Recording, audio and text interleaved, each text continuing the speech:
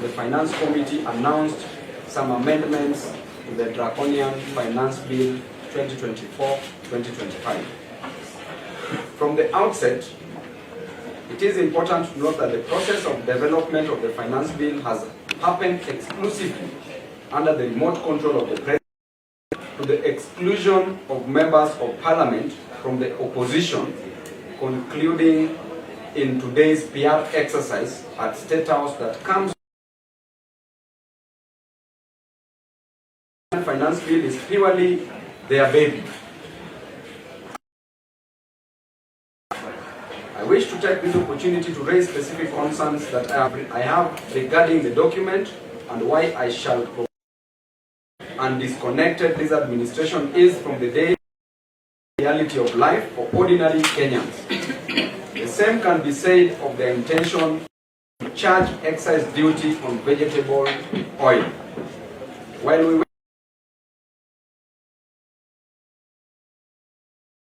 the most significant cost in the value addition of sugar, illustrates how haphazard the Polish products will place undue burden on the people of Kenya.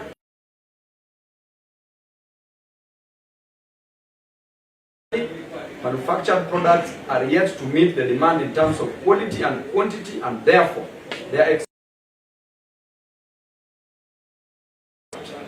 consequently, Kenyans are set to pay more for sanitary towels, diapers,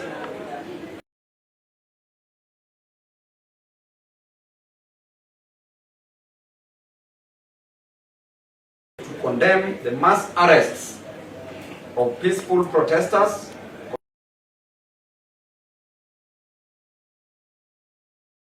taken by time and is no longer acceptable.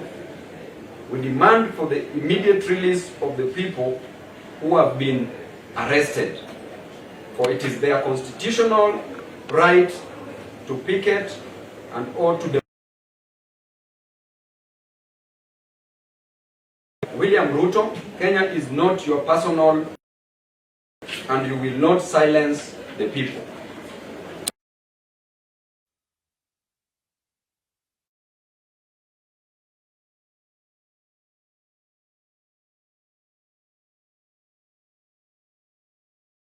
In his individual capacity for gross violation of the freedom of speech and the right to picket and protest, which is enshrined in our Constitution 2010.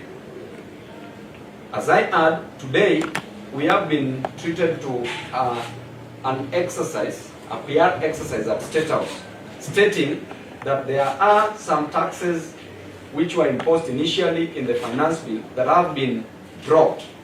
I want to state clearly that Kenya as a nation depends on 80% of imported goods, including toothpick, tissue papers, foodstuff, including eggs, chicken. We are importing all these commodities. And therefore, as you purport to only remove the taxation on the locally produced goods, but you still raise the tax on the imports, the imported goods, the person who is going to bear this burden is the common mwananchi, is the boda boda rider, is the mama boga on the ground, is the common man.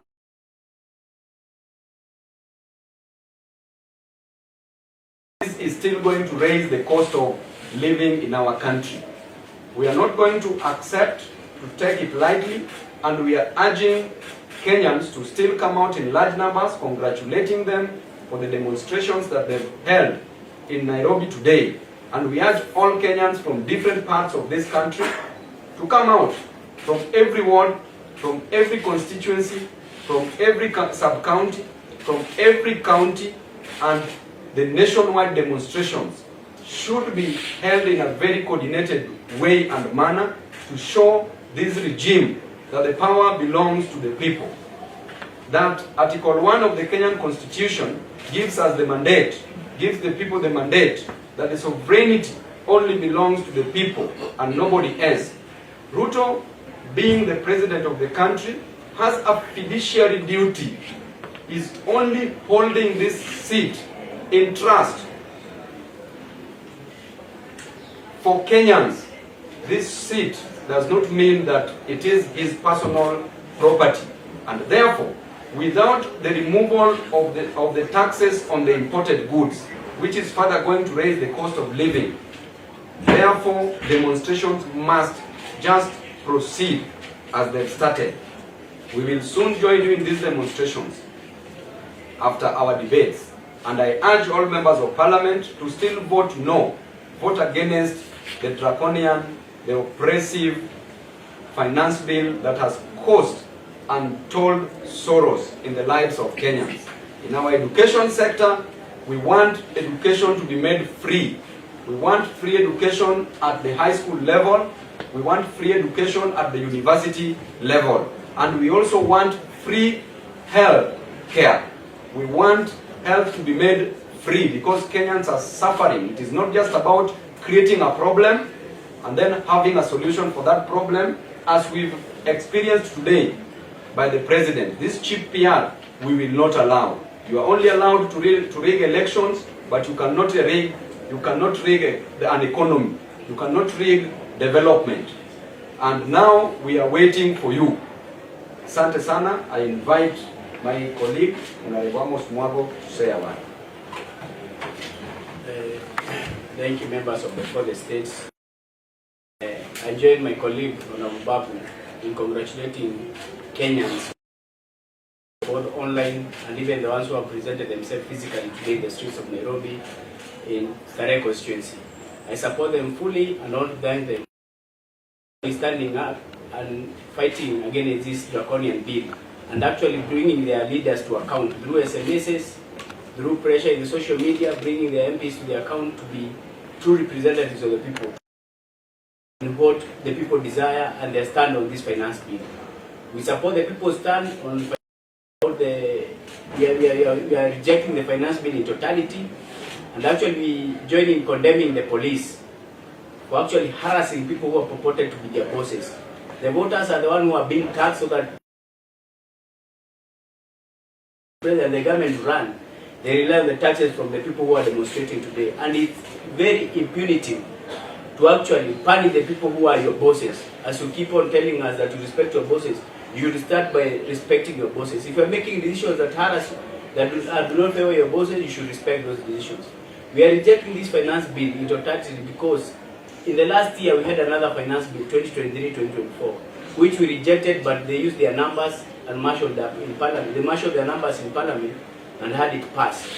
But we are asking, what are the implications of the last year's finance bill? What has it gained for the people? The impact it has had on the economy, and how has it affected the livelihoods of our people? Before proceeding to another finance bill, we should be told how accountable and equitable was the last finance bill and how it has performed. Because we understand even the 11 targets, they missed them with the last year's finance bill. So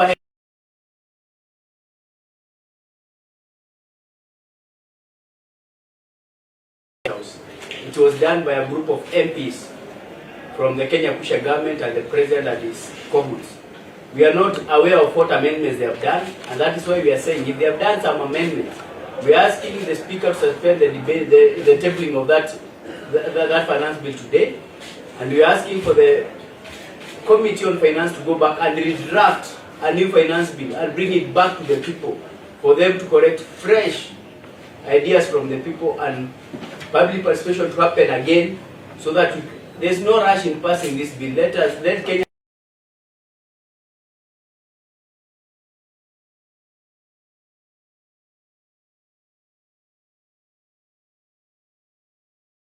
and we're asking for total withdrawal of finance bill until they bring up another finance bill with the new amendments that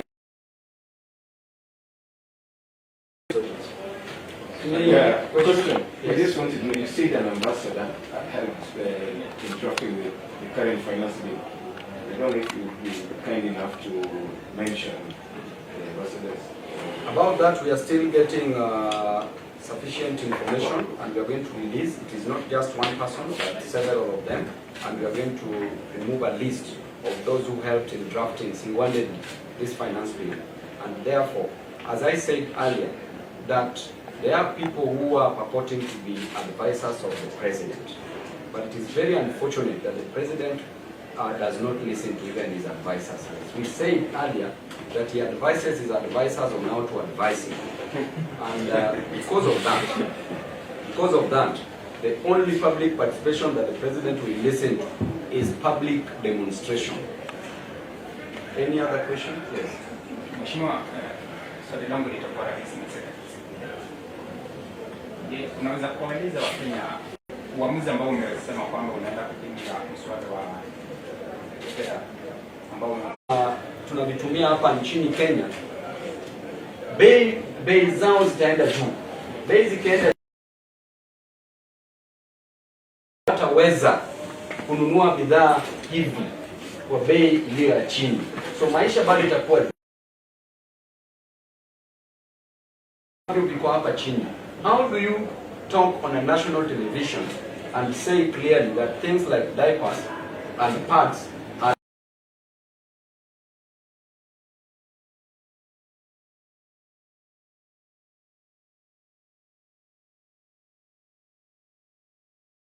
you go to some different parts of this country, you find that people are using clothes, taking dignity away from our girls and our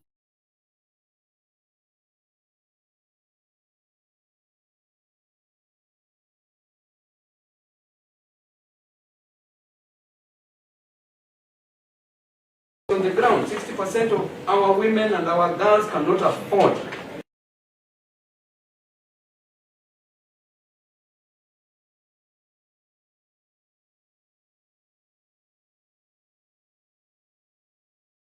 shameful, because we are taking the confidence, the dignity, and there will be serious stigma. So I don't know what country is being run just in the name of saying that you are importing parts. And the moment you import the parts, is that cost not going to be met by the common mwananchi? The moment you import cement, is that cost not going to be met by the mwananchi? The moment you import maize, unga, is that cost not going to be met by the mwananchi because the tax has been increased on it? So any other thing that is being imported, the cost will go high. The cost of living will still be high. So there is nothing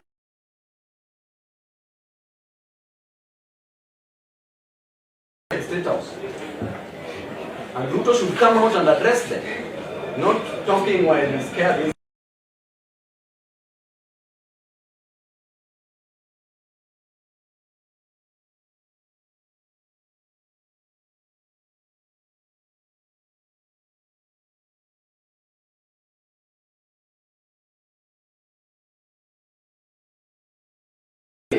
We are given the 190s the power to protest and demonstrate, because every other time when demonstrations are called in this country, the political class tends to assume as the opposition are mobilized. But today it was purely out of the goodwill of 190. The people have come out with zero mobilization. They have come out to the streets to demonstrate on their own.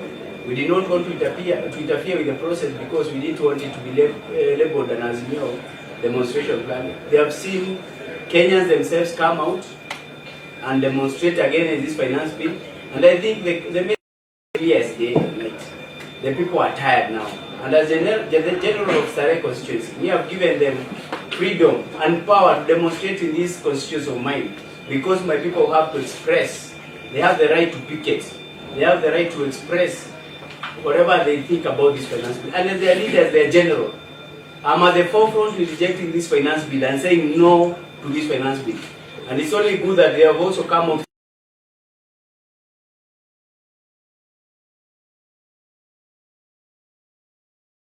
at home, and we have numbers with the